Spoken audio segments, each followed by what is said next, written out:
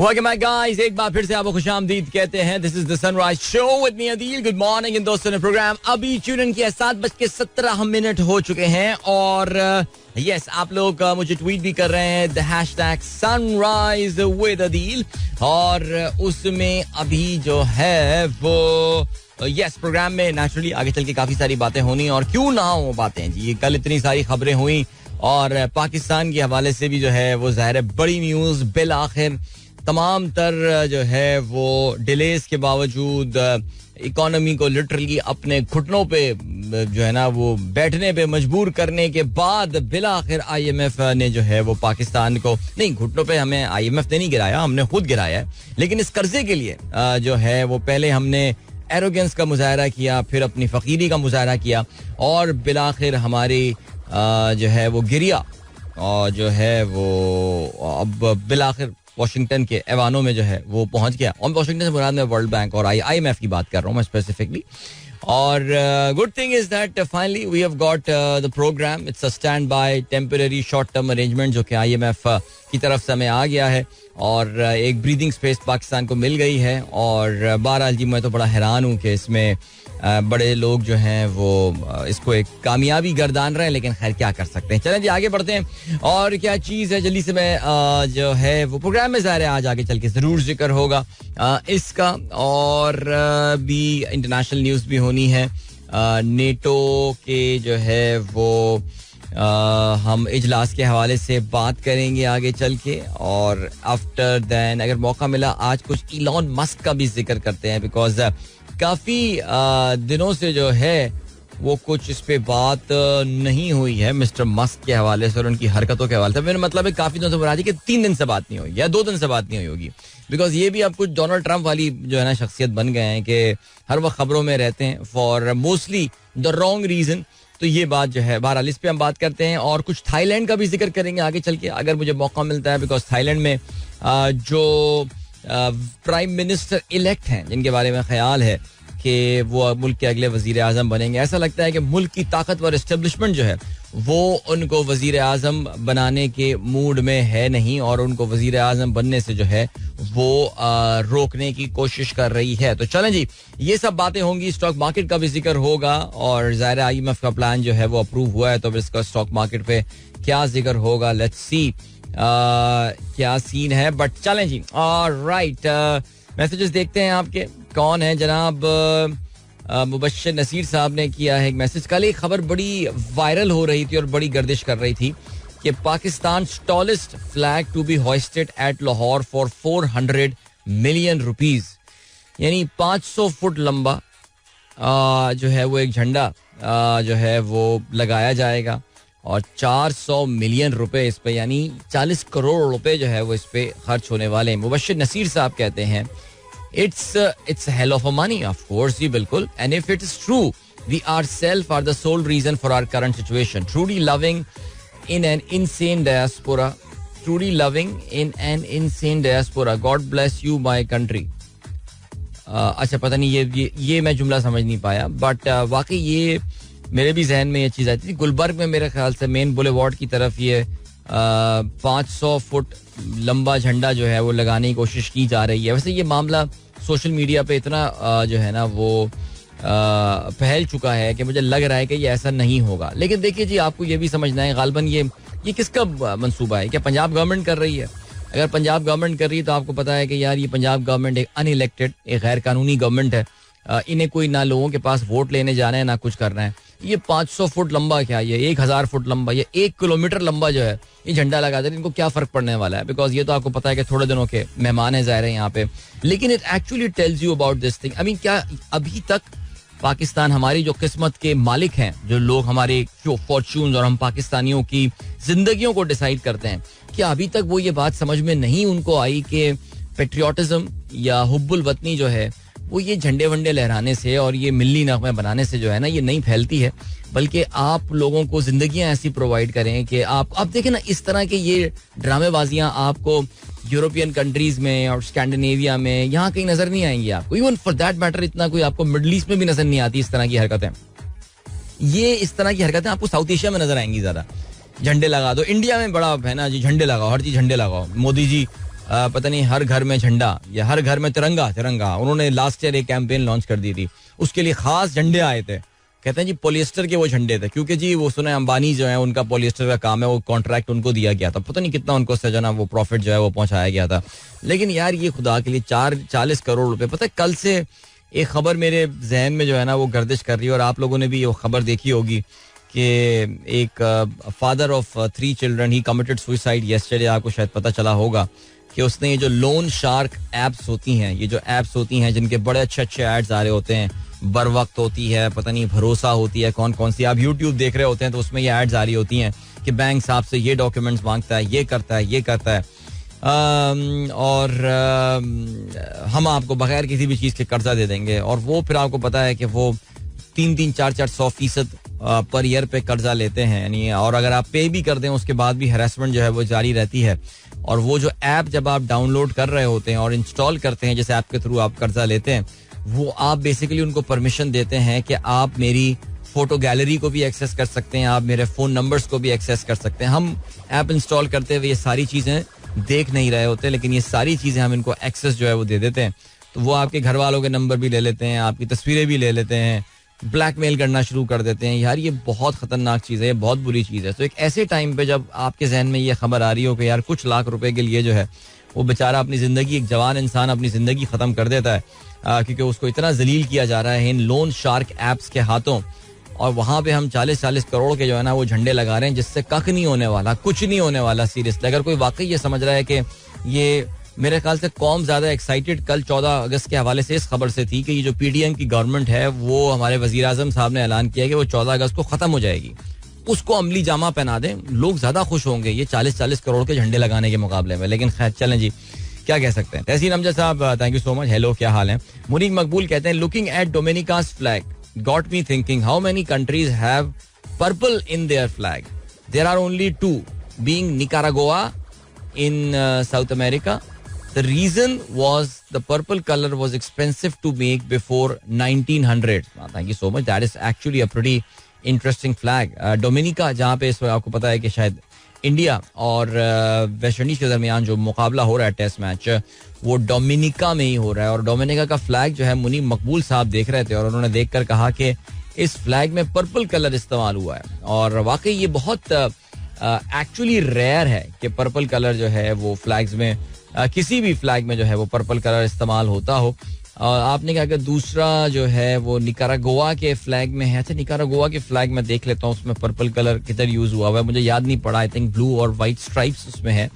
लेकिन या actually very good trivia even for someone. मैं दावा करता हूँ कि मैं आई थिंक दुनिया के 96-97% मुल्कों के झंडे मैं आइडेंटिफाई करता हूँ. नहीं, कोई इसमें इम्प्रेसिव बात नहीं है, मैंने टाइम लगाया इन चीज़ों के ऊपर.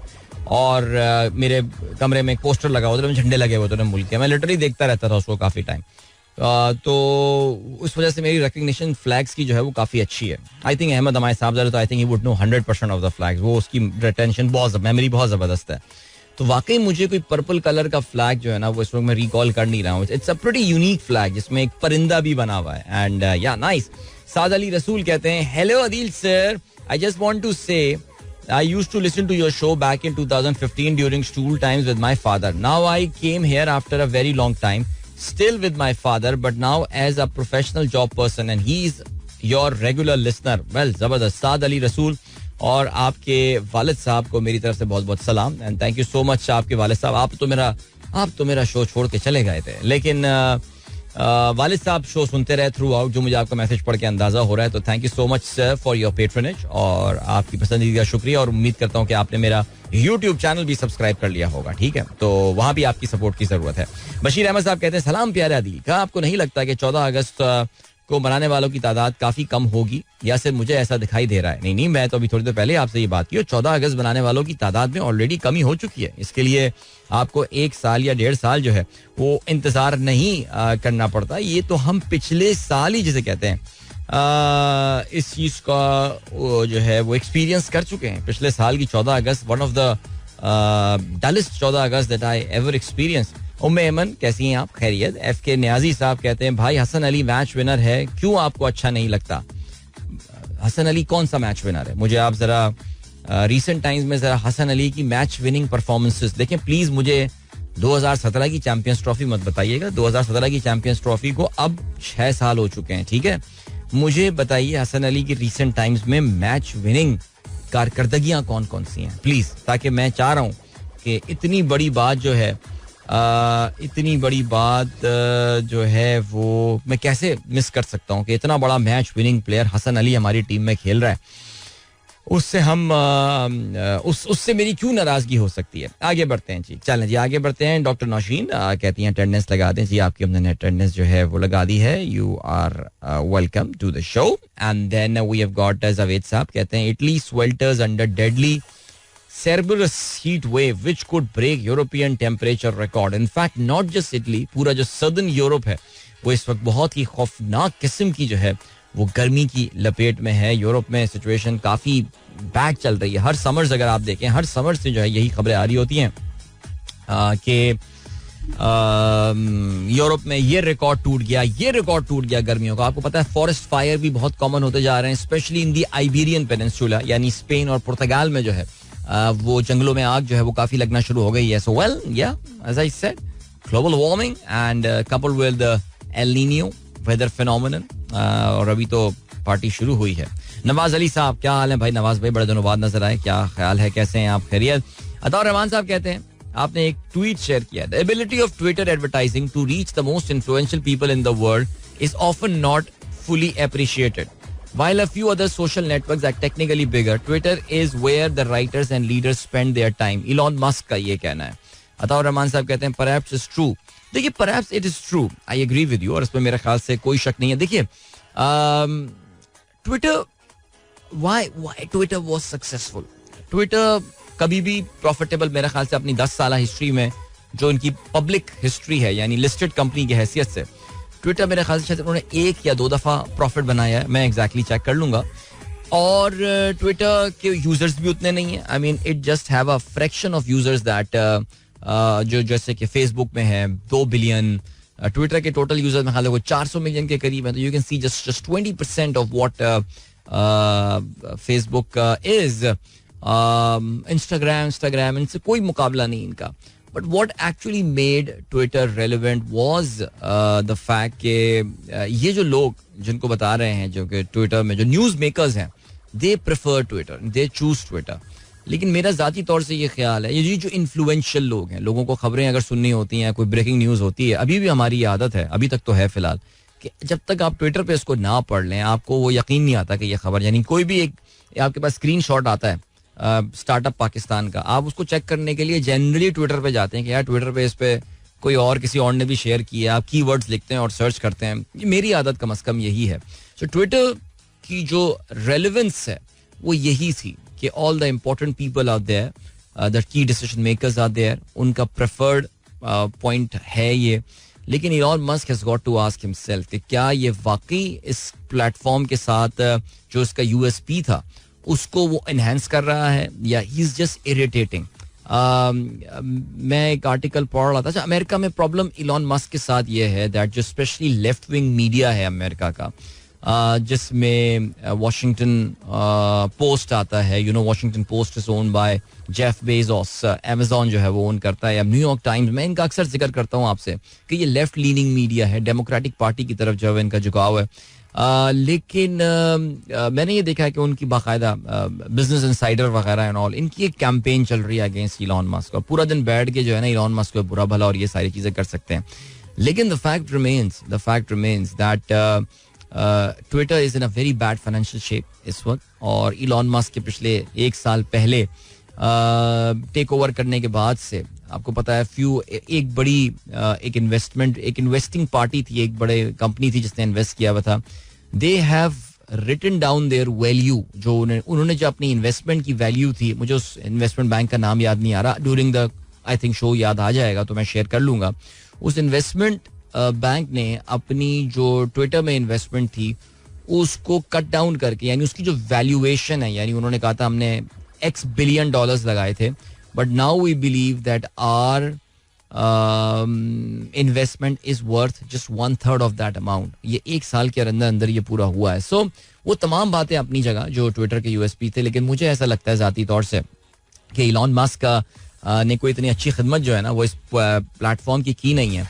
और इलॉन मस्क, मैं बस ये बात निपटाता हूँ 1 मिनट में because I have to move towards a very short commercial break. Elon Musk का ये एरिया ऑफ एक्सपर्टीज नहीं है. Turning companies around. Twitter needed a turnaround. We know that. I mean we knew that Twitter needed a turnaround to be a more sustainable business. लेकिन ये Elon Musk की expertise है नहीं. Elon Musk ने जिन जिन businesses में अपना नाम बनाया है वो अपनी अर्ली स्टेज के बिजनेसेस थे, चाहे वो पेपैल हो या फिर जो है वो टेस्ला हो. I mean his magnum opus has been Tesla. और याद रहे he wasn't the founder of Tesla. ये बात याद रखने की है. He bought in Tesla later on. उसने उसको खरीदा था जब वो एक इन्फेंसी स्टेज में अपनी कंपनी चल रही थी. सो ये जो क्राइसिस है, $44 billion he paid. He took a debt of around कोई 13 और 14 billion dollars for this thing. So अभी तक जो सिचुएशन मुझे लग रही है वो इतनी कोई कंड्यूसिव लग नहीं रही. और maybe I have read too much about Elon Musk in the past 2 or 3 days in the American left leaning media. तो मुझे शायद ऐसा लग रहा है. लेकिन खैर चलें जी, आपका भी हम लिए चलते हैं ब्रेक की जाने. मिलेंगे आपसे इस ब्रेक के बाद. Don't go anywhere and keep listening. Welcome back guys. एक बार फिर से आपको खुशामदीद कहते हैं. थैंक यू सो मच दोस्तों ने प्रोग्राम अभी ट्यून इन किया. एंड 7:39 और अमानत अली की आवाज आपने सुनी. खान साहब का original track Saadgi. Hope you guys enjoyed that. Alright, Faheem Ali Khan कहते हैं जी अस्सलाम वालेकुम to you and all the listeners. सुबह बखैर. और आपने जो है वो बड़ी खूबसूरत आयत शेयर की और तुम्हारे रब ने फरमाया मुझसे दुआ करो, मैं तुम्हारी दुआ कबूल करूंगा. बेशक दुआ करते रहिए. बिल्कुल जी, हर एक के लिए, अपने लिए, अपने दोस्तों के लिए, अहबाब के लिए. और देन वी हैव गॉट जनाब ओहो ज़ेलेंस्की साहब. यार ज़ेलेंस्की कुछ तस्वीरें आई हुई हैं. कल आपने देखा बेचारे को कोई लिफ्ट ही नहीं करा रहा था यार. ज़ेलेंस्की के साथ वैसे हैंड हो गया है इस नेटो वाली कॉन्फ्रेंस में. और इस पे हम जरा बात करते हैं आगे चल के प्रोग्राम में जरूर. जीशान बेग साहब कहते हैं happy international rock day. Wow, there is something called a rock day, यानी चट्टानों का बैनुल अक़वामी दिन. A day for celebrating this substance which has been critical to the survival of mankind. Throughout history, rocks have been used. Appreciate their strength, resilience, profound connection they provide to the world. वैसे वाकई seriously कितनी underrated चीज है rock. यानी आप primitive construction में जाइए, अभी भी पहाड़ी इलाकों में जाएं, पाकिस्तान में कभी भी नजर आएगा. आप देखेंगे कि किस तरह उनकी दीवारें और पूरे घर जो हैं वो चट्टानों से जो है वो बने हुए होते हैं. और देखें आप कि कितने, यानी आप देखें कि खुदाओं की जो शबीहात भी बनाई जाती हैं वो भी इन्हीं चट्टानों पे ही जो है वो बनाई जाती हैं. और क्या बात है वैसे यार, जबरदस्त. संग हर शख्स ने हाथों में उठा रखा है. क्या बात है जी, जबरदस्त. अच्छा जी, thank you so much doctor sahab. ये वाकई मुझे बात नहीं पता थी कि there is an international rock day as well. मैं समझा कि अब देखें रॉक डे ना 2-3 भी हो सकते हैं. एक तो होता है रॉक एंड रोल वाला रॉक, वो भी हो सकता है. और फिर उसके अलावा द रॉक वाला जो रेसलर था रॉक, वो भी हो सकता है. लेकिन ये असल जो रॉक होती है, कितना स्ट्रॉन्ग इस्तारा बन गया है ना ये रॉक, चट्टान. Standing like a rock man, जबरदस्त. चलें जी, इसके अलावा फैसल मुकीद कहते हैं I thought it was the rock music day. अच्छा, मैं ऑनेस्टली खुद यही समझा कि रॉक म्यूजिक डे के हवाले से बात हो रही है, लेकिन नहीं, ये वाकई चट्टानों का दिन है. क्या बात है. ओके जी, जाहिदा कहती हैं अस्सलाम वालेकुम. सरकारी मुलाजमीन का धरना शुरू हुआ 4 दिन हो गए मगर हुकूमत टस से मस नहीं हुई. मेरा ख्याल है कि सारी कौम को एक होकर बाहर निकलना चाहिए. इस इम्पोर्टेड हुकूमत से निजात हासिल करने का अच्छा मौका है. अरे कोई नहीं निकलने वाला. नहीं, बातें तो बहुत अच्छी हैं आपकी, लेकिन कुछ होने वाला नहीं है. बहरहाल अल्लाह ताला मदद करे जी. बेचारे जो सरकारी मुलाजमीन जो है वो प्रोटेस्ट कर रहे हैं वहाँ पे. और इसके अलावा फहीम अली खान कहते हैं bro what are the purposes of European Union, how is it different from NATO. अच्छा फहीम भाई, आप जब ये सवाल पूछा ना, मेरा दिल किरचिया हो गया ये सवाल. बिकॉज अभी हाल ही में मैंने जो है ये किसी डिस्कशन में, शायद वो मेरे यूट्यूब शो में हुआ था उसमें, या फिर इधर मैंने इन दोनों का मेन डिफरेंस बताया था. लेकिन क्योंकि आपने ये सवाल पूछा है तो मैं इसका जवाब अभी दोबारा आपको बताता हूँ. देखिए जी, जो नेटो है वो बाय डेफिनेशन एक डिफेंस पैक्ट है. वो एक दिफाई मुआहिदा है और इसका ताल्लुक जंगों से है, इसका ताल्लुक सिक्योरिटी से है. और नेटो बनाने का जो मकसद था वो सोवियत यूनियन के फैलाव को रोकना था. दूसरी जंग अजीम के बाद अमेरिका और उसके जो एलाइज थे उनको ये अंदाजा हुआ कि सोवियत यूनियन इतना पावरफुल हो चुका है कि कॉन्टिनेंटल यूरोप में खास तौर से और इसके अलावा एशिया में, अफ्रीका में उसके फैलाव को रोकने के लिए जो है वो कुछ इस तरह के इत्तेहाद और इस तरह की तंजीमें बनानी चाहिए कि जिसमें अमेरिका का डायरेक्ट रोल हो, जिसमें ये हो कि किसी भी एक फरीक पर अगर हमला हो तो फिर वो सब पे हमला जो है वो गर्दाना जाएगा, समझा जाएगा. तो इसकी वजह से अमेरिका ने जो है वो यूरोप में नेटो बनाई, नॉर्थ अटलांटिक ट्रीटी ऑर्गेनाइजेशन. इसके अलावा 2 और तंजीमें बनाई गई जिसको हम सीटो कहते हैं, South East Asian Treaty Organisation, और इसके अलावा सेंटो भी कहते हैं, सेंट्रल ट्रीटी ऑर्गेनाइजेशन. तो सीटो जो था वो साउथ ईस्ट एशियन जैसे के नाम से लग रहा है, और सेंटो जो है वो मिडल ईस्ट में बनाया गया. और पाकिस्तान उस जमाने में 1950 की दिहाई में पाकिस्तान इन तमाम तंजीमों का जो है वो मेंबर भी हुआ करता था, इवन 60 की दहाई में भी हुआ करता था. तो ये दफाई मुआहदे थे. इसका सिर्फ और सिर्फ मकसद कम्युनिज्म और सोशलिज्म और सोवियत यूनियन के फैलाव को जो है वो रोकना था. यूरोपियन यूनियन आपको समझना पड़ेगा कि यूरोपियन यूनियन जो है वो दरअसल एक इसको आप समझ सकते हैं एक इकोनॉमिक मुआहिदा है, एक माशी इत्तेहाद है जिसका मकसद यूरोप की एक मुश्तरका मंडी जो है वो क्रिएट करना है. और वो मुश्तरका मंडी जो क्रिएट हुई उसमें जो उसका बुनियादी माखज है वो free movement of capital and labour है.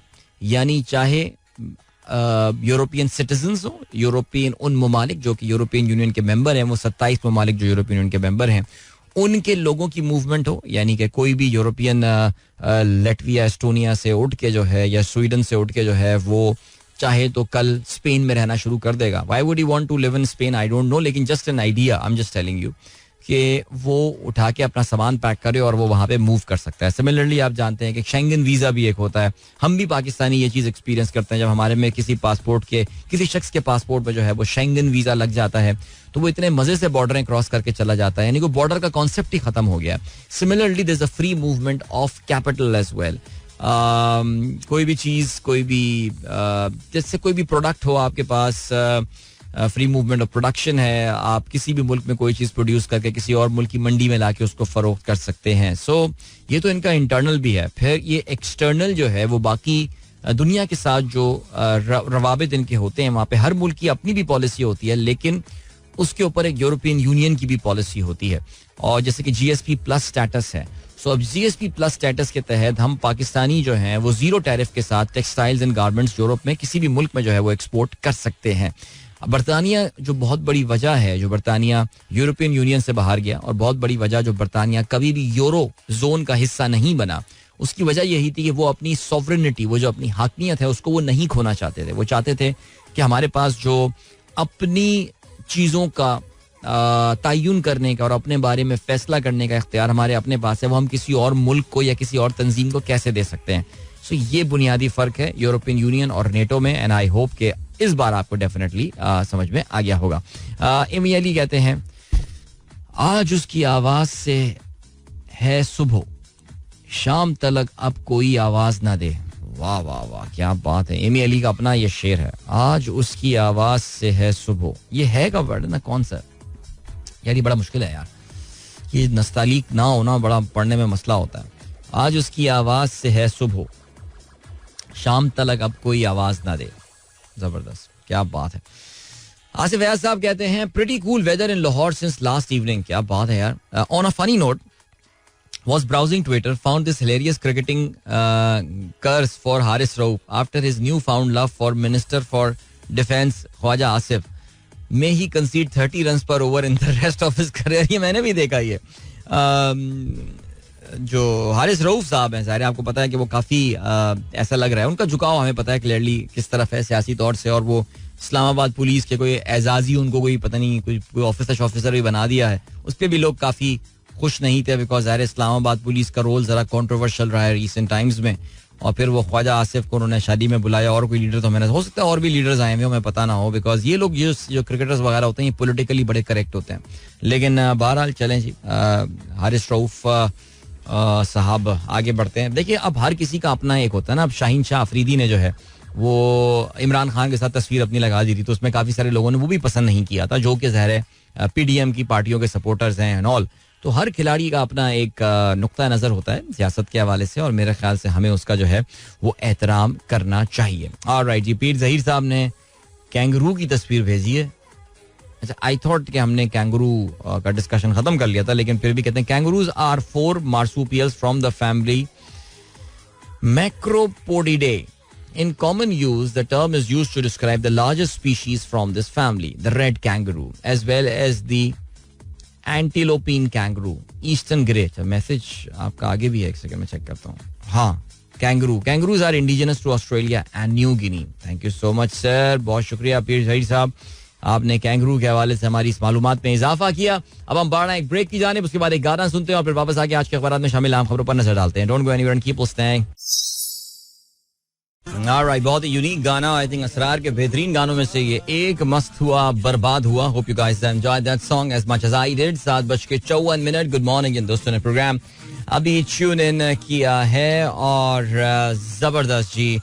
आप लोग के मैसेजेस अब मैं थोड़ी देर में शामिल करूंगा. और अभी क्या सीन है, अभी ये सीन है कि मैं आज के अखबार में शामिल अहम खबरों पर जो है वो नजर डालने वाला हूँ. So here we go. चलें जी आगे बढ़ते हैं. आप क्या सीन है, IMF से $3 अरब का कर्जा मंजूर. भाई आज तमाम अखबारात में जो है वो आपको पता है मुत्तफ़िक़ अलैह होके जो खबर आज लगाई गई है, बिकॉज खबर बहुत बड़ी है.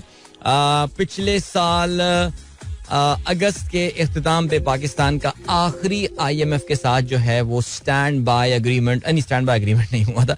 पाकिस्तान का आखिरी service level staff level agreement हुआ था, जिसके बाद IMF के बोर्ड ने पाकिस्तान को जो है वो पैसे रिलीज कर दिए थे. किसी के वहमो गुमान में भी नहीं था कि अगली IMF से इंस्टॉलमेंट लेने के लिए पाकिस्तान को तकरीबन 10.5 महीने का इंतजार करना पड़ेगा.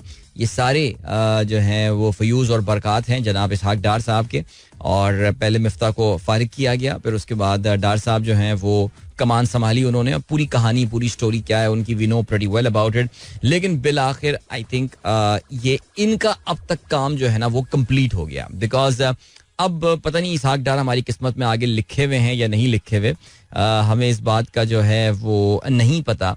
लेकिन उनको अब फिलहाल टेंशन की जरूरत नहीं है, बिकॉज वजीर आजम साहब कल ये ऐलान कर चुके हैं और कल की ये बड़ी खबर थी कि 14 अगस्त को जो है ये हुकूमत खत्म हो जाएगी. तो इसका मतलब ये कि इसहाक डार साहब जो है वो भी पाकिस्तान के वजीर खजाना नहीं रहेंगे. तो $1.2 बिलियन IMF से पाकिस्तान जो है वो इमीडिएटली ट्रांसफर हो जाएगा, जिससे पाकिस्तान के ज़र मुबादला के ज़खायर, बिकॉज याद रहे कल पाकिस्तान को ये तकरीबन 2.2 बिलियन डॉलर्स की जो है वो हमें नवीद सुनाई गई है कि ये पाकिस्तान आ रहे हैं. बिकॉज $4.5 अरब अब से इस हफ्ते के आगाज में पाकिस्तान के ज़र मुबादला के ज़खायर थे वो बढ़ के सऊदी पैसा आने के बाद $6.5 अरब हो गए. फिर उसके बाद अमीराती पैसा आने के बाद 7.5, और अब IMF के इन पैसा के आने के बाद तकरीबन 8.5 और करीब जो है पाकिस्तान के ये फॉरेक्स रिजर्व हो जाएंगे, जिससे पाकिस्तान की अगले कई महीने को जो है हमें इंपोर्ट कवर मिल जाएगा. और इसहाक डार साहब को अब चिंता करने की फिलहाल जरूरत नहीं है, बिकॉज अगला जो रिव्यू होगा IMF का उस वक्त पाकिस्तान में केयर टेकर गवर्नमेंट होगी. सो वो 3 महीने बाद जो अगला रिव्यू होगा अगली किस्त हासिल करने के लिए वो जरा थोड़े टाइम बाद होगा. तो डार साहब का तो फिलहाल जो है ना वो IMF के हवाले से गेम खत्म होता है. आगे बढ़ते हैं जी. कल की एक बहुत अफसोसनाक खबर, और हर दूसरे दिन इस तरह की खबर हमें सुनने को मिल रही है. फुल ऑन इंसर्जेंसीज पाकिस्तान में जो है वो एक बार फिर से ऑन हो चुकी हैं. बलूचिस्तान योब गैरिजन पर हमला, सुई में झड़प, बहादुरी से लड़ते हुए 12 जवान शहीद, 7 दहशतगर्द हलाक हुए. 9 जवानों ने जान पर खेलकर दहशतगर्दों की छावनी में घुसने की कोशिश नाकाम बना दी. 3 दहशतगर्द पहले 2 छोटे इलाके में घर जाने पर मारे गए. क्लियरेंस ऑपरेशन मुकम्मल कर लिया गया. सुई में 3 जवानों ने शहादत पाई, 2 दहशतगर्द वासिल जहन्नुम.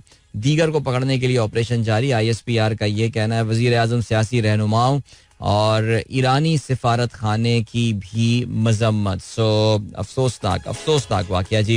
इसके अलावा नॉर्दर्न बाईपास कराची पर बम धमाका हुआ है, जिससे 3 काउंटर टेररिज्म डिपार्टमेंट के एहलकार जख्मी हुए. मोटरसाइकिल में बम नस्ब किया गया था. मोबाइल का अगला हिस्सा जो है वो तबाह हो गया. ओके जी. इसके अलावा दासू हमले का मास्टरमाइंड तारिक उफ बटन अफगानिस्तान में मारा गया. तारिक का कलदम TTP से ताल्लुक. कराची में चाइनीज लैंग्वेज सेंटर पर हमले में मुलव्वस. अच्छा, ये TTP से ताल्लुक है इसका.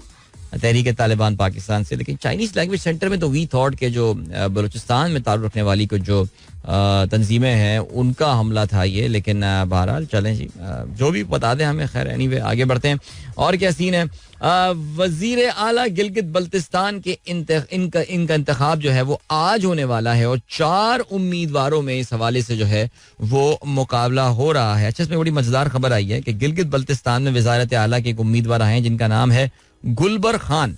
ये गुलबर खान जो है ये बेसिकली ये कोई इन्होंने फॉरवर्ड ब्लॉक वगैरह मेरे ख्याल से कोई जो है वो बनाया है, और पता ये चला है कि जनाब ये गुलबर खान साहब इश्तिहारी निकले, यानी ये तो किसी केस में एक्चुअली वांटेड आदमी है और ये गिलगित बल्तिस्तान के वजीर आला बनना चाहते हैं. तो ठीक है मेरे ख्याल से, आई थिंक फिर तो हमें ये कहना पड़ेगा कि इनके क्रेडेंशियल्स बड़े अच्छे हैं, बिकॉज जितने भगोड़े भागे हुए कानून से पाकिस्तान में उनको यहाँ बड़ी इज्जत मिलती है. तो जब बड़े बड़े वजीर आजम के ओहदे के लिए हम इस तरह के लोगों को सोच सकते हैं तो फिर इस बेचारे को वजीर आला क्यों नहीं बनाया जा सकता. क्या ख्याल है आपका? चलें जी आगे बढ़ते हैं. और क्या सीन है, और कोई खबर, वोटर फहरिस्त में इंदराज, इखराज और रद्दो बदल कराने के लिए आज आखिरी दिन है. देखें, बहुत गलत बात की आप लोगों ने, नहीं करवाया ना चेंज अपना यार. देखें जी, आप अगर फर्स्ट टाइम वोटर हैं तो उसके लिए ये जरूरी है, अगर आपका ऑलरेडी नाम है सही जगह पर है तो फिर उसके लिए जो है ना ये जरूरी नहीं है. ओके, अभी हम यहाँ पर रुकते हैं और टाइम चेक और कमर्शियल ब्रेक का भी हुआ है वक्त. वापस आके हम खेलों के हवाले से तफसीली बात करेंगे. सो don't go anywhere and keep listening. मेरा एफएम 107.4 अदील की आवाज आप तक पहुंच रही है. द सनराइज शो है इस शो का नाम, एंड खेलों के हवाले से हम बात करने वाले हैं. Let us start with cricket. Pakistan और श्रीलंका प्रेसिडेंट बोर्ड 11 के दरमियान जो मैच है वो ऑफ कोर्स हार जीत के फैसले के बगैर खत्म हो गया. 2 रोज का मैच था, अब उसमें क्या फैसले की आप उम्मीद लगाकर बैठे हुए थे. लेकिन बहरहाल जी, अच्छी बात यह है कि पाकिस्तान के कुछ इंपॉर्टेंट की प्लेयर्स को जो है वो बैटिंग और प्रैक्टिस करने का मौका मिला. और शान मसूद की शानदार इनिंग की तो हम बात कर चुके थे, लेकिन कल बाबर आजम भी खेले. बाबर ने जो है वो बनाए ही I think 70 odd run. He score 79 run and 113 deliveries, जिसमें 7 चौके और 1 छक्का शामिल था. और बाबर जो है वो रिटायर्ड आउट हुए, यानी उन्होंने कहा बस ठीक है मैंने अब बैटिंग कर ली, अब कोई और बैटिंग करने आए. Saud Shakeel, well done boy, 61 run उन्होंने बनाए 96 गेंदों पे और 6 चौके इस इनिंग में शामिल थे. वो भी रिटायर्ड आउट हुए. लेकिन उसके बाद फिर कोई और खिलाड़ी इतने खातिरख्वाह कारकर्दगी का मुजाहरा नहीं कर पाया. सैफी भाई जो है वो 17 रन पर नॉट आउट रहे. आगा सलमान ने 12 बनाए, मोहम्मद रिजवान ने 12 और मोहम्मद हुरैरा ने भी 12 बनाए और ठीक हो गया. चलें जी, उसके बाद फिर जब दोबारा श्रीलंकन क्रिकेट प्रेसिडेंट 11 बैटिंग करने आई तो उन्होंने जो इख्तिताम किया मैच वो 88 रन पे 4 खिलाड़ियों के आउट करने पे हुआ, और जिसमें 2 विकेटें जो हैं वो हासिल की आगा सलमान ने एंड 31 रन बनाए नोवेंदा फर्नांडो. ऑलराइट, सो ये हुआ है सिलसिला. अब ये भाई हो गई है तैयारी शहरी. अब याद रहे जी, पाकिस्तान और श्रीलंका के दरमियान जो पहला टेस्ट मैच है उसका आगाज हो रहा है 16 तारीख से, यानी इतवार के दिन से. और पाकिस्तान को अपनी तैयारी वैयारी वगैरह सब कुछ का जो है वो मौका मिल गया and I am so looking forward to that. So Pakistan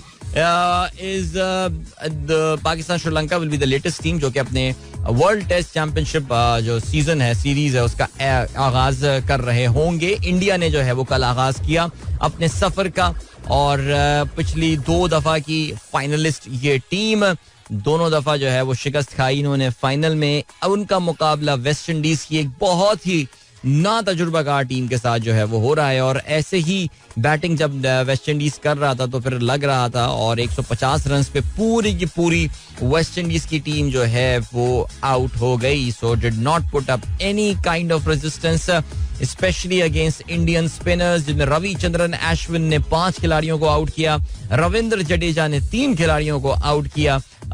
सिर्फ एक प्लेयर जो कि कुछ रन्स बना पाए और थोड़ी बहुत रेजिस्टेंस शो कर सके, दैट वाज एलिक एथनाजे. और ये of course is a new player, he is just 24 years old and yeah he is from Dominica. So he was playing अपने होम ग्राउंड में, ये खेल रहे थे.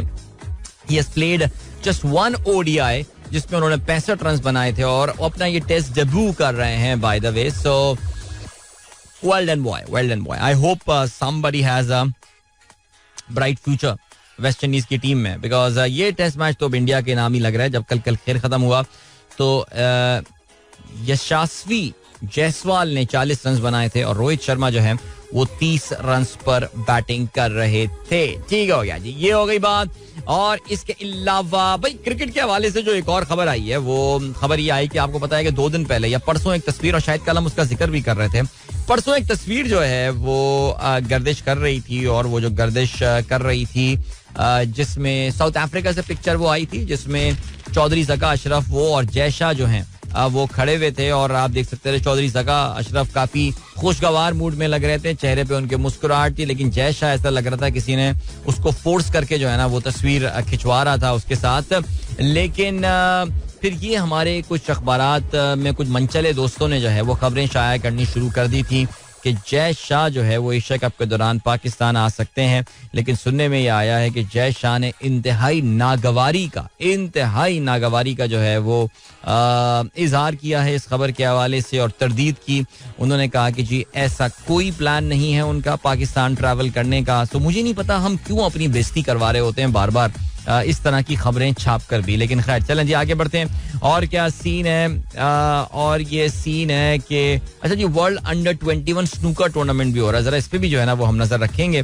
और पाकिस्तान के 2 खिलाड़ी जो हैं वो इस इवेंट में शिरकत करने के लिए गए हुए हैं. और ये मुकाबला सऊदी अरब के शहर रियाद में जो है ये इवेंट हो रहा है. और कौमी क्यूइस्ट हमजा इलियास ने जो है वो इराकी हरीफ को 3-0 से हराया. और उन्हें दूसरे मैच में भारत के पता नहीं अर्ध सांचती के खिलाफ 3-1 से कामयाबी मिली थी. चलें जी, दैट इज गुड. इसके अलावा साइम अयूब और Mohammad Haris Caribbean Premier League में शिरकत करने वाले हैं. Amazon Warriors Guyana Amazon Warriors ने जो है वो इनकी खिदमात ली हैं. और ये टूर्नामेंट जो है 16 अगस्त से 24 सितंबर तक खेला जाएगा. और कहते हैं कि जी अफगानिस्तान की इनकी मसरूफियत की वजह से रहमान और गुरबाज जो है वो अदम दस्तियाबी की वजह से मोहम्मद हारिस को मुतबादिल प्लेयर के तौर से स्क्वाड में शामिल किया गया. ये दोनों खिलाड़ी टूर्नामेंट में आजम खान को ज्वाइन करेंगे, जबकि मोहम्मद आमिर और मोहम्मद वसीम आपके इमाद वसीम जो हैं वो जमैका सवालास की जो है वो नुमाइंदगी करेंगे इस टूर्नामेंट में. एशिया कप के शेड्यूल को हतमी शक्ल दे दी गई है, जिसका ऐलान जुमे को किए जाने का इम्कान है.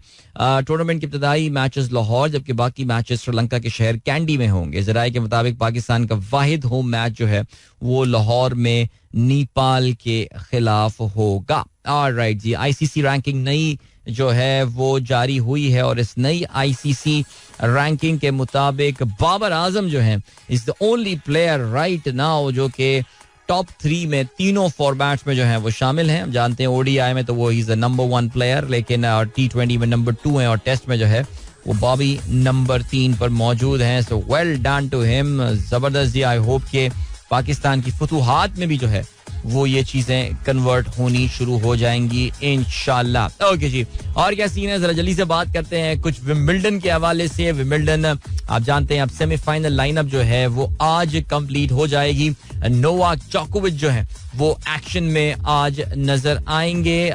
लेकिन कल के जो बड़े मैचेस थे अल्काराज ने जो है वो इसमें कामयाबी हासिल की. कार्लोस अल्काराज वर्ल्ड नंबर 1 और उन्होंने स्ट्रेट सेट्स में जो है वो कामयाबी हासिल की और डेनिश खिलाड़ी ओल्गा रोने को जो उन्होंने शिकस्त दी. इसके अलावा रशियन खिलाड़ी डैनियल मेडवेडेव ने जो है उन्होंने क्रिस यूबैंक्स के खिलाफ कामयाबी हासिल की. कल जब हम रात में यूट्यूब शो लाइव कर रहे थे उसी वक्त ये मैच बिल्कुल खत्म हुआ था और मैंने उस वक्त आपको ये बात भी बता रहा था कि Daniel Medvedev is hated by the crowd. आपको पता है कि वो रशियन प्लेयर है, उसका मुकाबला एक अमेरिकन सिया फार्म प्लेयर के साथ हो रहा था. कहते हैं जी कोर्ट नंबर 1 में except for just one lady who was cheering for Medvedev, बाकी सब के सब जो हैं वो मेडवेडेव के खिलाफ जो है वो बड़ा हॉस्टाइल क्राउड था. रशियंस आजकल जहां भी वेस्टर्न कंट्रीज में खेल रहे होते हैं क्राउड जो है वो हॉस्टाइल होता है. दूसरी जान में एक अमेरिकन खेल रहा हो तो you can imagine what would have gone through. लेकिन डैनियल मेडवेडेव ने थोड़ा सा बहुत हिकअप्स जो हैं वो जरूर हुए और एक सेट जो है वो बहरहाल हारे, लेकिन फिर उसके बाद ही केप्ट हिज कंपोजर और उन्होंने कामयाबी हासिल की 6-4, 1-6, 4-6. In fact sorry he lost 2 sets match. Okay 2 सारे 4-6, 7-6 एंड 6-1. तो अब ये सीन ये है कि अल्काराज और मेडवेडेव जो हैं ये एक दूसरे के खिलाफ सेमीफाइनल में आएंगे और Alcaraz and of course both of them are very happy about it. By the way, this is Medvedev's first Wimbledon semi-final. So challenge good, ये हो गई बात. और एक खिलाड़ी जिसको हम जो है उसकी प्रोग्रेस को फॉलो कर रहे हैं, द ट्यूनीशियन प्लेयर. और ट्यूनीशियन प्लेयर ऑन्स जबोर जो है उनका कल मुकाबला था. और ऑन्स जबोर जो है वो जो मुकाबला उनका क्वार्टर फाइनल में हुआ, it was the replay of the final of Wimbledon 2022. पिछले साल का जो विंबलडन का फाइनल था जिसमें कजाकिस्तान से ताल्लुक रखने वाली खिलाड़ी जिनका नाम एलिना रैबकीना था, और उनको लास्ट ईयर रैबकीना ने शिकस्त दी थी ऑन्स जबोर को, ट्यूनीशिया की प्लेयर. लेकिन इस बार जो है वो जबोर ने अपनी शिकस्त का लिया बदला और उन्होंने जो है वो कामयाबी हासिल की इस मैच में. And well done to her and she has qualified for the semi final of this tournament. और या in fact she is looking very good. इनका मुकाबला सेबेलेंका के साथ जो है वो होने वाला है in the semi final, who is a Belarusian player. So yeah चलें जी, गुड. और क्या सीन है? अभी ये सीन है कि आपको हम लिए चलते हैं एक ब्रेक की जानिब और उसके बाद एक अच्छा सा गाना सुनेंगे और फिर वापस आके आप लोगों के जो मैसेजेस हैं उनको प्रोग्राम में शामिल करेंगे जहां से मैंने सिलसिला मुनक़ता किया था. अगर आप भी प्रोग्राम में पार्टिसिपेट करना चाहते हैं तो फिर आप मुझे ट्वीट कर सकते हैं with the hashtag sunrise with Adeel. मिलते हैं आपसे इस ब्रेक के बाद. Don't go anywhere and keep listening. Alright, you know this गाने की जो सबसे अच्छी बात है वो ये है कि is the continuation in this song. एक ही पेस पे जो है ना, एक ही स्पीड पे चलता रहता है गाना. आतिफ के शुरू के जमाने का गाना, लेकिन अच्छा गाना है, एंजॉय करता. चलो जी जल्दी से आप लोग के मैसेजेस पे जो है वो नजर डालते हैं. काफी चट्टानों का जिक्र जो है वो मुझे अपनी टाइमलाइन पे नजर आ रहा है, बिकॉज आज हमें डॉक्टर दिशान ने बताया था कि आज चट्टानों का आलमी दिन है, रॉक्स का आलमी दिन है. जबरदस्त. कुछ शेर व शायरी भी रॉक्स के हवाले से हुई है. Very nice. मैं भी अभी रिश्ता में गया और मैंने चट्टान कीवर्ड डाला और उसमें काफी सारे मुझे जो है ना वो चट्टान के हवाले से शेर जो है वो नजर आए यहाँ पे. हो जॉन एलिया भी कुछ कहते हैं. चलें चलें ये देखते हैं, पढ़ते हैं जरा थोड़ा आगे चल के. हसन रिजवी कहते हैं हेलो अदील भाई, from Karachi summers to Sydney's winter. Now it's coffee and your show. My kids are listening to and saying salam. Schools are off these days. We shall be listening from Sydney too inshallah. From Hamza, Zayan and Mahat. भाई सबसे पहले तो आप लोगों को बहुत बहुत मुबारक हो कि आप लोग जो है वो सिडनी ऑस्ट्रेलिया माइग्रेट कर गए हैं. और उसमें बिल्कुल जी विंटर्स का ये सीजन चल रहा है और मेरी बहुत सारी दुआएं आप लोगों के लिए. और जबरदस्त, दैट इज ग्रेट. बाकी जो सीन है वो ये कि बिल्कुल एंजॉय कीजिए शो और सुनते रहिए वहां पर, चाहे वो मेरा अब मुझे अंदाजा है मेरा लाइव प्रोग्राम जो यूट्यूब वाला है वो जो हमारे ऑस्ट्रेलिया के दोस्त हैं उनके लिए काफी इनकन्वीनियंट टाइम है. It's very late for them at night, लेकिन well radio show is there nevertheless. Okay Pir Zaheer साहब, थैंक यू सो मच. आपने जो है वो बहुत ही इज्जत अफजाई की मेरी आप लोग के आपके मैसेज का. Thank you so much. Doctor फरा कहती हैं अस्सलाम वालेकुम and good morning. Talking about rocks look so beautiful to me, always, especially on the borders of the river in the north of Pakistan and often on shores on the beaches. Rock collection in our childhood was considered as a hobby as well. Yeah, बिल्कुल दुरुस्त फरमाया आपने, एक hobby हुआ करती थी ये. तो या चलें जी. सर नवीद मुनव्वर साहब कहते हैं अदील भाई लाहौर का सीन कब बनेगा? अब तो आप चांद ही हो गए.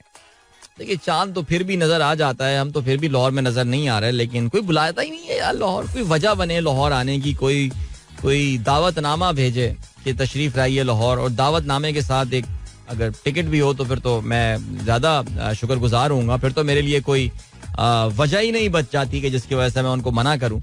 सो वाकई मैं भी लाहौर को मिस कर रहा हूँ. लेकिन मैंने आज से कुछ सालों पहले ये अहद किया था कि लाहौर अब मैं गर्मियों में नहीं आऊँगा, लेकिन वो जून का महीना था और जून का भी आगाज था. लेकिन अब शायद मेरे ख्याल से थोड़ा मौसम कुछ हद तक मोतदिल हो गया है, तो अगर आप कुछ बारिश का अरेंजमेंट करते हैं नेक्स्ट वीक तो मैं आपके यहाँ चक्कर लगा लेता हूँ. सर क्या ख्याल है? This song reminds me of Sam Billings. अच्छा कौन सा गाना है ये मुझे याद नहीं है, बिकॉज ये आधा घंटा पहले उमेर पंचवानी का मैसेज आया हुआ था. मस्त हुआ बर्बाद हुआ. अच्छा सैम बिलिंग्स आप वो बात कर रहे हैं, बिल्कुल दुरुस्त कहा आपने. अच्छा जी उमेर बाबर कहते हैं ढिंग चक्कर चिक्कर ढिंग चक. ओके जी, अवार्ड मिलना चाहिए इस बेचारे को कंटिन्यूअसली गाने पर. नहीं वो कंटिन्यूअसली तो गाना नहीं गा रहा होगा, पीछे उन्होंने एक साउंड की लेयर जो है वो चलाई हुई होगी. रिकॉर्ड उन्होंने 1 या 2 दफा ही किया होगा and then repeat. So science बहुत आगे बढ़ गई है यार. अच्छा जी मेनाज नवीद कहती हैं we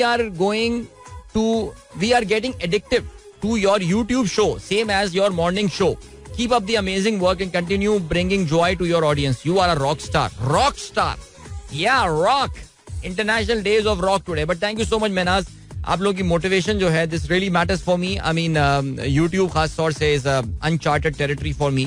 so I am trying what ever I know. मैं जैसे मुझे याद है कि जब मुझे रेडियो करते हुए कुछ साल हो गए थे तो हमारे दोस्त दानिश सईद साहब जो हैं उन्होंने अपना कराची 107 में बिल्कुल मेरे शुरू के जमाने की मुझे कुछ रेडियो रिकॉर्डिंग्स जो है वो सुनाई थी. And it sounded so weird. और क्योंकि ज़ाहिर है ना जबान में उस लेवल की फ्लुएंसी थी, शायद इतना कॉन्फिडेंस भी नहीं था. और मैं जब सुन रहा था तो मैं यही कह रहा था कि यार कितनी एमेचरिश सी एफर्ट लग रही है. तो मैं आजकल जब यूट्यूब के लिए कुछ रिकॉर्ड कर रहा होता हूँ, जैसे कल मैं एक अपने इकोनॉमिक्स टर्मिनोलॉजी की एक्सप्लेनेशन की सीरीज एक रिकॉर्ड करा जिसके मैंने 2 एपिसोड कल रिकॉर्ड कर दिए हैं. और मैं कल ये सोच रहा था कि यार हो सकता है 2-3 years 4 years down the road मैं जब अपनी चीजें देखा करूंगा तो मैं कहूंगा यार कितना एमेचर काम मैं किया करता था. लेकिन कोई बात नहीं. आई थिंक इसी तरह इंसान सीखता है. The important thing is Perseverance, not giving up. And Menaz thank you so much for these words of encouragement. International rock day के हवाले से डॉक्टर जीशान ने शेर भी भेजा है. हमसे टकरा गई खुद बढ़ के अंधेरे की चट्टान. हम संभल कर जो बहुत चलते थे नाचार गिरे. भाई ये पता है ये वाला शेर जो है ना ये इस वक्त रिख्ता में मेरे पास नंबर 2 पर मौजूद है. आपको पता है बड़ी जबरदस्त ऐप है यार. अच्छा जी, मोहसिन नकवी का भी एक शेर आया हुआ है. अगरचे एक चट्टान सा आदमी रहा हूँ मगर तेरे बाद हौसला है कि जी रहा हूँ. ओह यार ये ब्रेकअप शेर है. ब्रेकअप शेर. अगरचे एक चट्टान सा आदमी रहा हूँ मगर तेरे बाद हौसला है कि जी रहा हूँ. वेरी गुड, जबरदस्त. मोहसिन नकवी. बहुत शेर है भाई चट्टान पे. काफी सारे शेर जो हैं वो आ गए. ओके, और कौन कौन है? गुड, चलें आगे बढ़ते हैं. और क्या सीन है? आसिफ हयात साहब. भाई माशाल्लाह मैं देख रहा था आसिफ हयात साहब, मैं समझा आपने किसी कैटलॉग से एक तस्वीर लगा के शेयर की हुई है. इन्होंने अपने किचन की तस्वीर शेयर की है और माशाल्लाह कहते हैं bro single parenting these days, wife in सुसरलैंड. Alright, not bad actually. I mean it sounds better than सुसराइल. वैसे स्विट्जरलैंड लोग समझेंगे स्विट्जरलैंड. वाह जबरदस्त. Your program is the sole companion after serving breakfast to children for school and cleaning kitchen. How many marks out of 10? वाह क्या बात है सर, जबरदस्त आपने साफ रखा हुआ है. लेकिन बच्चों के स्कूल अभी खुले सर. चलें अच्छी बात है. कहते हैं जी regarding IMF deal we in manufacturing do a bare bone analysis to establish what are the minimum resources we need with zero waste loss of time to run a plant. My question is, what is Pakistan's bare bone dollar requirement that is removing all wasteful dollar expense from imported dog food, military purchases and all? Sir ये आपको किसने कहा कि military purchases useless? देखिए sir ये बातें आप आइंदा हमारे प्रोग्राम में जो है ना वो नहीं क्या करेंगे सर. देखिए सर मिलिट्री के खिलाफ कोई बात नहीं होगी सर प्रोग्राम में. सर मैं रोज आऊंगा सर प्लीज सर, ये नहीं. बाकी ये bare bone analysis and all ये अच्छी थॉट है. लेकिन हमारे यहाँ जो बहुत बड़ा मसला हुआ है वो ये हुआ है कि हम अपनी डोमेस्टिसाइजेशन ऑफ, हम वर्टिकल इंटीग्रेशन को अपनी डोमेस्टिसाइज नहीं कर पाए. जो आई थिंक अगर आप मेरी बात समझना चाह रहे हो मैं क्या कह रहा हूँ, हम अपनी एंड प्रोडक्ट मैन्युफैक्चरिंग के लिए बहुत ज्यादा डिपेंड करते हैं on the imports. I think वो हम एक अगर स्टेप, बहुत बेसिक चीजें, कभी कभार तो मैं बहुत हैरान रह जाता हूँ कि यार हम ये भी मैन्युफैक्चर नहीं करते, हमें ये भी इम्पोर्ट करना पड़ता है यार. तो डॉलर की कमी की वजह से जो एक बहुत बड़ा जो पाकिस्तान की इकोनॉमी में जो मईशत पे इस वक्त एक बहुत जो बुराई आई है और जो लिटरली हम जो एक जीरो ग्रोथ के स्टेज पर आ गए हैं, उसकी बहुत बड़ी वजह जो आपने डॉलर को चोक कर दिया था और आपने इंपोर्ट्स को अपनी चोक कर दिया था, उसकी बहुत बड़ी वजह ये बहुत सारी इंडस्ट्रियां प्रोड्यूस नहीं कर पा रही इसी वजह से कि उनके पास इंपोर्ट्स का जो है सिलसिला है नहीं. ये एक अपॉर्चुनिटी भी हो सकती थी कि हम कुछ बैकवर्ड इंटीग्रेशन करते और कुछ इंडस्ट्रीज यहाँ पे डेवलप करते. क्या हमने ये किया मुझे नहीं पता, आने वाला वक्त बताएगा. अबीर फातिमा कहती हैं अगर सुबह चाय ना मिले तो आइस टी पी सकते हैं. नहीं यार, आइस टी और वो तो कोई कंपैरिजन ही नहीं यार. नहीं मुझे नहीं लगता ऐसा यार. आइस टी तो एक सॉफ्ट ड्रिंक है यार, seriously. By the way how Sargodha going वैसे बताइएगा. कराची का मॉनसून कहाँ गया? यहाँ पता नहीं कहाँ है यार, समझ में नहीं आ रहा. आखिरी चट्टान ड्रामा याद आ गया. ओहो डॉक्टर जीशान के ट्वीट पढ़ने के बाद आखिरी चट्टान, क्या ड्रामा था यार वैसे. अच्छा जावेद साहब ने तस्वीर भी शेयर कर दी यार. वो आया करता था जुमे की नमाज से पहले, वो पहले जो आता था जुमे की नमाज से पहले आखिरी चट्टान आता था यार. मुझे बहुत पसंद था वो ड्रामा यार. और नसीम हिजाजी, ज़ाहिर है आपको पता है कि उनका जो लिखने का तरीका होता था वो बड़ा, उसमें इस्लाम की ग्लोरिफिकेशन एंड ऑल और ये सारी बातें, और बड़े ज़बरदस्त लोगों से इंट्रोडक्शन हुआ था बचपन में आखिरी चट्टान ड्रामे के थ्रू. कासिम जलाली साहब ने उसको जो है ना वो डायरेक्ट किया था. और कासिम जलाली साहब जो है उन्होंने अपनी जितनी आखिरी चट्टान किस्म के ड्रामे डायरेक्ट करने के बाद ऐसा लगता है कि उन्होंने जो अपनी तमाम तर जो अंडरस्टैंडिंग थी और जो तजुर्बा था उसको उन्होंने समो दिया था जब उन्होंने इस पूरी बादशाही कॉन्सेप्ट और इस टाइम को एक कॉमेडी ड्रामे में जो है वो कन्वर्ट कर दिया था. बाद अब बामुलाहिदा होशियार, मेरे ख्याल से पाकिस्तान के क्लासिक तरीन ड्रामों में से वो एक ड्रामा था यार. कमाल, क्या एक्टिंग, एक एक बंदा, और मजा आ गया यार. घर जाके देखूंगा आज मैं इंशाल्लाह इसको.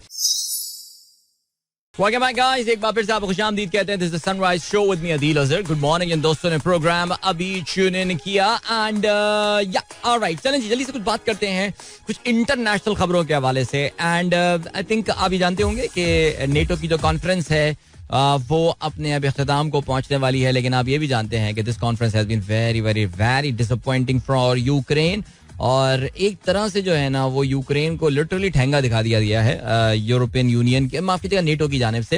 And see, it was only a matter of time. ये एक महज वक्त की बात थी कि ये ऐसा हो जाता और इस तरह के तल्ख जुमले जो है वो व्लादिमीर ज़ेलेंस्की को जो है वो सुनने को मिलते. बिकॉज एक होता है ना, एक डोनर्स फटीग होता है. डोनर्स भी पैसे दे दे के थक जाता है यार और कहता है कि बस माफ कर दे यार, जान छोड़ दे मेरी यार. और वो कुछ हो यही रहा है. बल्कि बरतानिया के जो वजीर दिफा हैं उन्होंने तो कल बड़ी खतरनाक बात कर दी और उनका कहना ये है, बेसिकली उन्होंने ज़ेलेंस्की को जो है वो ये बात बोली that you can not get all that you want, you can not get everything that you want and we are not Amazon. Basically उनका कहना ये था कि यार तुझे जो चाहिए, तू समझा कि तुझे मुझे F-16 चाहिए, अंकल मुझे लेपर्ड टैंक चाहिए, अंकल मुझे फलाना मिसाइल चाहिए, अंकल मुझे पेट्रियट मिसाइल चाहिए. उन्होंने कहा बेटा बस अब तुझे जो दे दिया हमने बस बहुत है, अभी ना जरा इससे काम चलाओ. देखो उसका एक रीजन बड़ी ऑब्वियस थी और वो ये है कि वो जो वादे किए गए थे कि जी वेस्टर्न वेपनरीज आने के बाद से रशिया को हम धकेलने में कामयाब हो जाएंगे, उनको डॉनबास से निकाल देंगे. Much talked about spring offensive, फिर वो स्प्रिंग ऑफेंसिव समर ऑफेंसिव बन गया. अब जुलाई का महीना खत्म, दरमियान आ गया है, अब अगस्त आ जाएगा, सितंबर, फिर सर्दियां यूक्रेन वगैरह में शुरू हो जाएंगी. तो 2 महीने उनके पास हैं जो करना है उनको रूस के खिलाफ, बिकॉज विंटर्स में जंग लड़ना रूस के खिलाफ इनके लिए बड़ा मुश्किल हो जाएगा. सो कोई इनको फायदा हुआ नहीं. तो अब एक फटीग वाला एलिमेंट भी आ रहा है. बरतानिया खास तौर से जिसकी इकोनॉमी इस वक्त बहुत स्ट्रगल कर रही है और उन्होंने तो जो है वो उनके वजीर दिफा के इस बयान के बाद से ज़ाहिर है उसके बाद ज़ाहिर है कुछ दिल रखने की बात की जा रही है. ऋषि सुनक वगैरह जो है वो एक्टिव हुए हैं, ये सारी चीज़ें अपनी जगह चल रही हैं. लेकिन फिर भी उन्होंने जो है वो जो यूक्रेन की मेंबरशिप के हवाले से भी जो है वो एक कोल्ड शोल्डर जो है वो दिखाया गया. Ukraine was very interested in becoming a member, immediately वो मेंबर बनना चाह रहे थे नेटो का, लेकिन नेटो ने उनको एक रोड मैप बनाकर दिया है जिसके बारे में ज़ेलेंस्की का ये कहना है कि ये बहुत वेग रोड मैप है. एंड ही इज डेफिनेटली, जिसे कहते हैं कि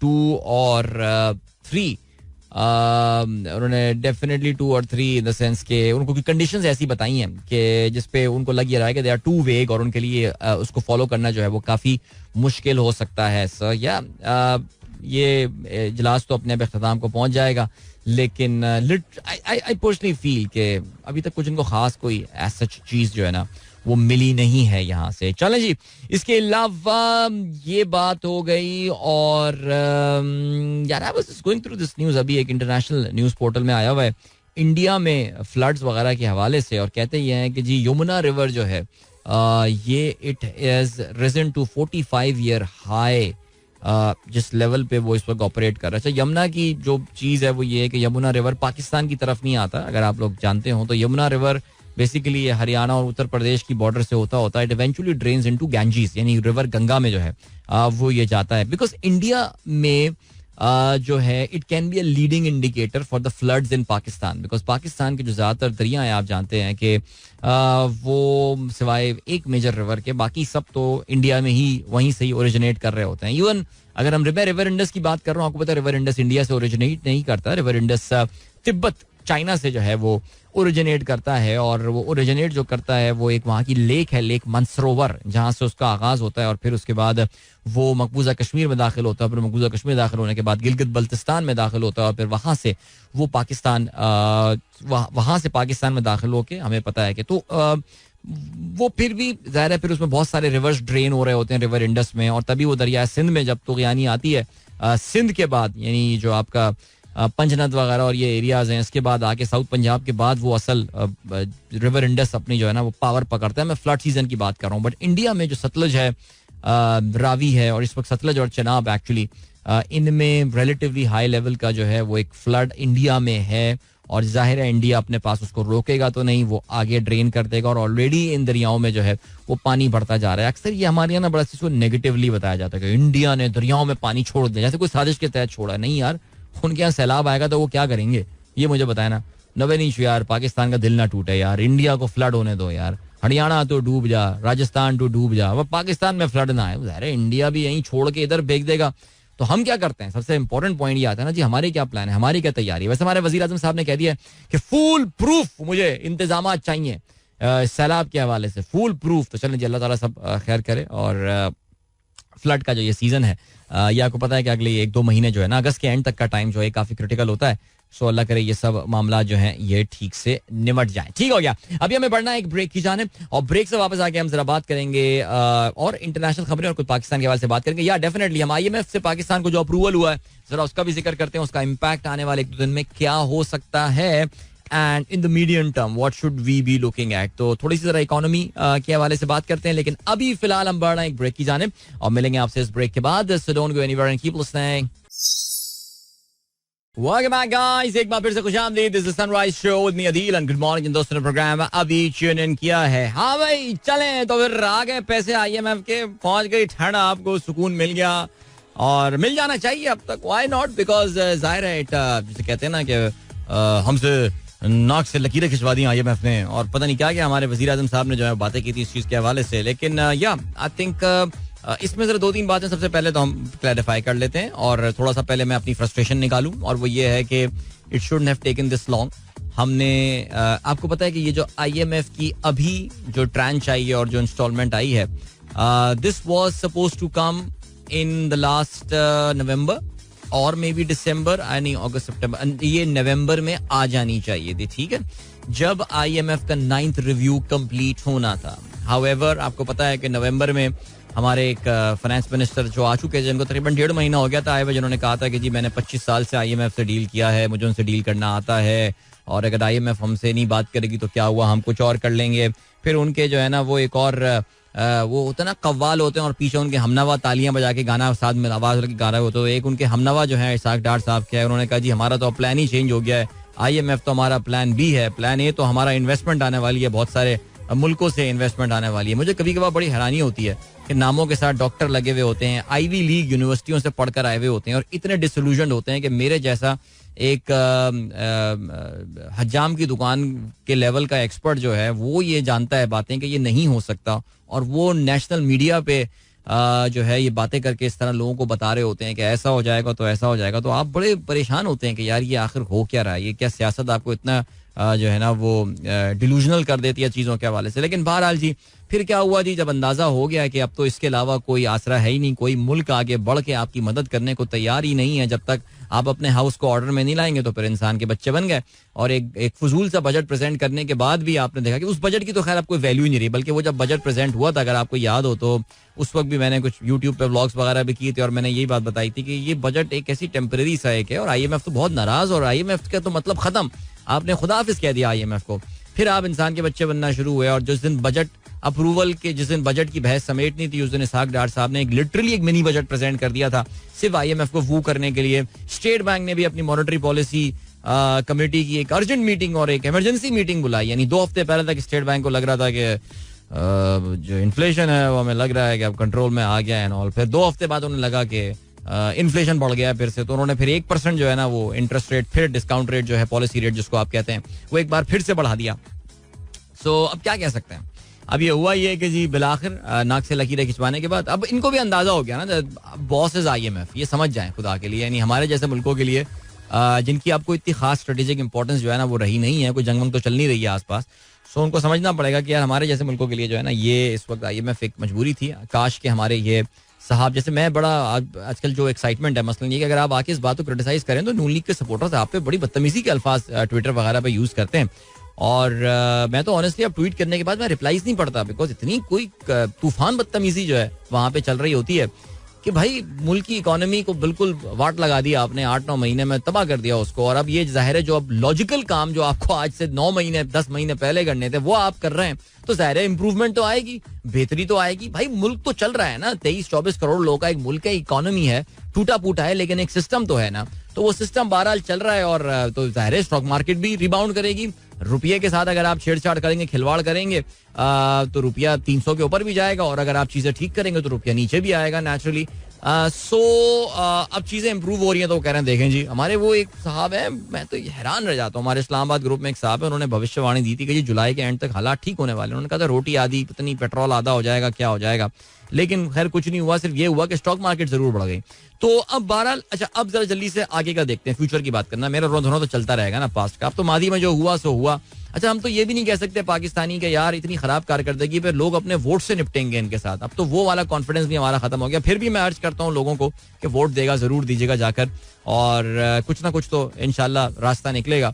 कम से कम अगर अपनी पसंद की पार्टी के फेवर में नहीं तो इन लोगों के खिलाफ अभी भी वोट दिया जा सकता है. ये बात याद रखिए. इस सिचुएशन को वो हैंडल कैसे करेंगे ये मुझे अभी तक समझ में नहीं आ रहा, बिकॉज जिस लेवल की अनपॉपुलैरिटी है इस गवर्नमेंट की, तो इनके खिलाफ अगर कोई एक आजाद उम्मीदवार भी चूज करके भाई हल्का नंबर 152 कौन सा शहर है मुझे नहीं पता, उसमें इस आजाद उम्मीदवार को वोट दें, सब जाके जाएं जी, सब दें उसको वोट, पहुंचा दें आजाद उम्मीदवार को असेंबली में, हरवा दें इनके जो बैठे हुए हैं ये हवारीन. तो बहरहाल चलें जी.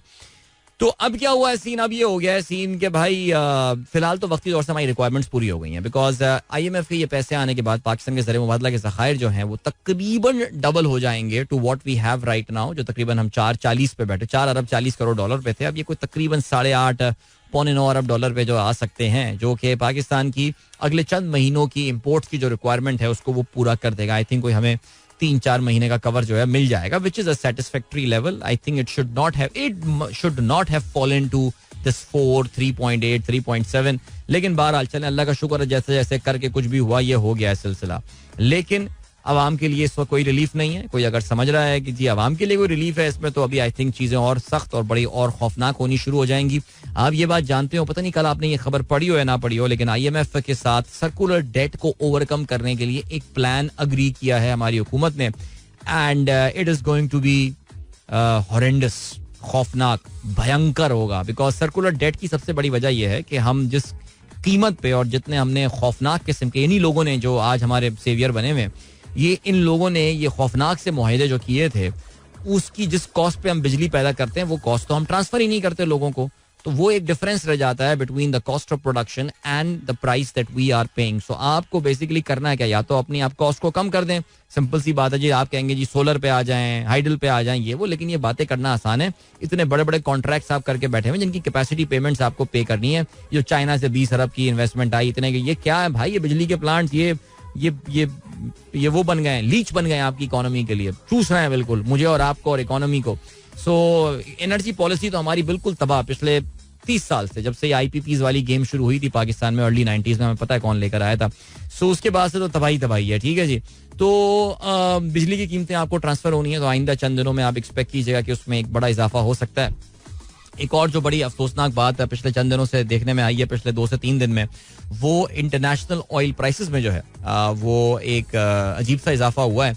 और कल तकरीबन कोई 10 हफ्ते के बाद पहली बार जो ब्रेंट क्रूड है वो $80 से जो है वो ऊपर चला गया. और ब्रेंट इस वक्त $80.50 पे ट्रेंड कर रहा है. WTI जो है वो 76 पे ट्रेंड कर रहा है. एक बहुत जबरदस्त इजाफा जो है वो उसमें देखने में आया है. उसकी जो बहुत बड़ी वजह है वो शायद आपकी नॉलेज में हो, इसका इंटरनेशनल मामलात से ताल्लुक है, और वो ये है कि अमेरिका में जो इन्फ्लेशन का नंबर है, इट हैज फॉलन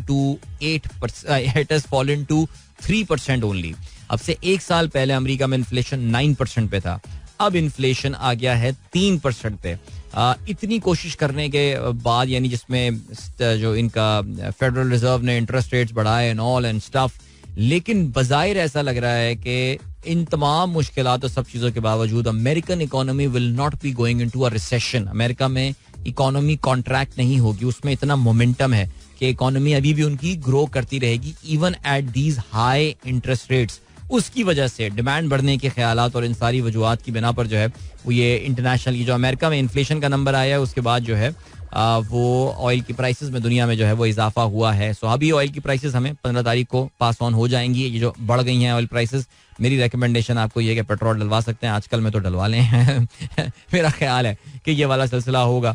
बाकी ये कि यार वक्ती तौर से तो जैसे कहने के रिलीफ मिल गया. डार साहब का काम अब खत्म हो गया. डार साहब 1 महीना और फाइनेंस मिनिस्टर हैं, फिर वो अपनी इलेक्शन कैंपेन करेंगे. मुझे नहीं पता डार साहब इलेक्शन लड़ते हैं या नहीं लड़ते, या वो सेनेटर सेनेटर हाँ, इनको इलेक्शन लड़ने की क्या जरूरत है यार. तो इनको हल्का वल्का इनका है नहीं यानी. अच्छा, हल्के के बारे में आपने देखा कल तो जनाब वर्ल्ड कप विनिंग कैप्टन 1992 के उन्होंने चैलेंज दे दिया नवाज शरीफ. उन्होंने कहा तुम हल्का बताओ, वहां पे मुझसे इलेक्शन लड़ो, तुम जहां खड़े होगे इलेक्शन में मैं वहां खड़ा हूंगा, कैंपेन भी नहीं करूंगा और हरा के दिखाऊंगा. यार पता नहीं कहां से ऐसा कॉन्फिडेंस आता है, लेकिन खैर एनीवे. तो बहरहाल जी, तो ये तो कहानी हो गई वर्ल्ड. अब जितने पैसे आने थे हमारे पास आ गए. अब आगे क्या एफर्ट करनी है, अब गेम जरा डिफरेंट है. बिकॉज अब पाकिस्तान के पास IMF के प्रोग्राम में आने के बाद क्रेडिट रेटिंग वगैरह थोड़ी इंप्रूव हुई है. मैंने फिच का आपको बताया तो उन्होंने 1 नॉच पाकिस्तान की रेटिंग ऊपर की है. अभी मूडीज और स्टैंडर्ड एंड पुअर्स भी हो सकता है मोस्ट प्रॉब्ली इसमें पाकिस्तान की रेटिंग ऊपर कर दें. Can we go back to the bonds market, क्या हम दोबारा इंटरनेशनल बॉन्ड मार्केट से पैसे जो है वो उठा सकते हैं. Can we go to commercial banks, क्या कमर्शियल बैंक्स हमको अब लैंड करेंगे. अब एक नए किस्म का चैलेंज जो है वो शुरू होगा. बिकॉज जो कमिटमेंट्स थी वो पूरी हो चुकी हैं. 3 बिलियन की कमिटमेंट थी, IMF प्रोग्राम भी आ गया है. IMF ने 1.2 बिलियन दे दिया है. अब IMF अगले 8 महीने में सिर्फ $1.8 बिलियन और देगा.